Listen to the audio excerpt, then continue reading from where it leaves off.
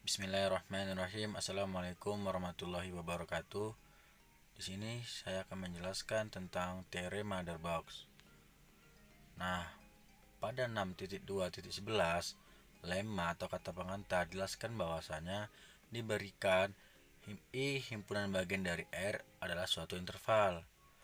Fungsi yang memetakan I menuju R di mana C elemen I, kita asumsikan bahwa F memiliki turunan di C. Maka ada dua kemungkinan. Yang pertama, A, jika fungsi absen C lebih besar dari 0, maka terdapat delta lebih besar dari 0. Sedemikian hingga fungsi X lebih besar dari fungsi C untuk semua X elemen I. Sedemikian hingga X lebih besar dari C lebih kecil dari C ditambah delta. Yang kedua, jika fungsi absen C lebih kecil dari 0, maka terdapat delta lebih besar dari 0. Sedemikian hingga fungsi X lebih besar dari fungsi C untuk semua X elemen I.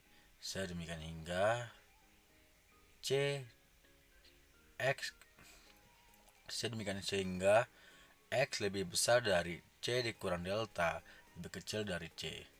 Nah, untuk pembuktiannya, berdasarkan teorema 4.2.9, maka terdapat delta lebih besar dari 0. Sedemikian sehingga jika X elemen I dan nilai interval dari X kurang C lebih besar dari 0 lebih kecil dari epsilon, maka yang akan kita dapatkan adalah fungsi X dikurang fungsi C per X kurang C lebih besar dari 0. Jika X elemen I juga memenuhi X lebih besar dari C, maka yang akan kita dapatkan adalah fungsi X kurang dari fungsi C sama dengan X kurang C dikali fungsi X kurang fungsi C per X kurang C lebih besar dari 0. Dari sini dapat kita simpulkan bahwasanya Fx lebih besar dari Fc jika X elemen I dan X lebih besar dari C dan lebih kecil dari C tambah delta. Baik, selanjutnya di 6.2.12 teorema Darboux. Nah, teorema ini berbunyi jika F dapat diturunkan pada I yang sama dengan A, B dan jika K adalah suatu nilai antara F aksen A dan F aksen B, maka ada paling tidak suatu nilai pada titik C dalam A, B sedemikian hingga F aksen C sama dengan K. Nah, untuk pembuktiannya, misalkan bahwasanya K lebih besar dari F aksen A lebih kecil dari F aksen B, didefinisikan G pada I sebagai Gx sama dengan Kx kurang Fx. Untuk X elemen I, jika G kontinu, maka persamaan memiliki nilai maksimum pada I. Apabila G aksen A sama dengan K kurang F aksen A lebih besar dari 0, maka kita ikuti lemma 6.2.12 bagian A, bahwasanya maksimum dari G tidak terdapat pada titik X sama dengan A. Dengan cara yang sama, bila G aksen B sama dengan K kurang F aksen C lebih kecil dari 0.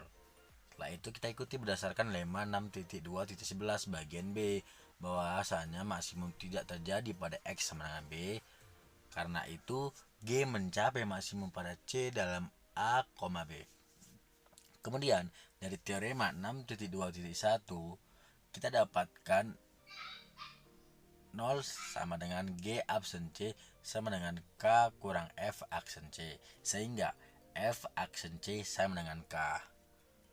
Nah, untuk selanjutnya ke 6.2.13 contoh.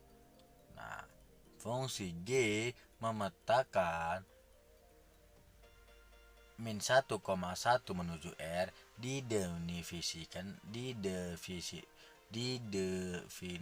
didefinisikan sebagai Gx.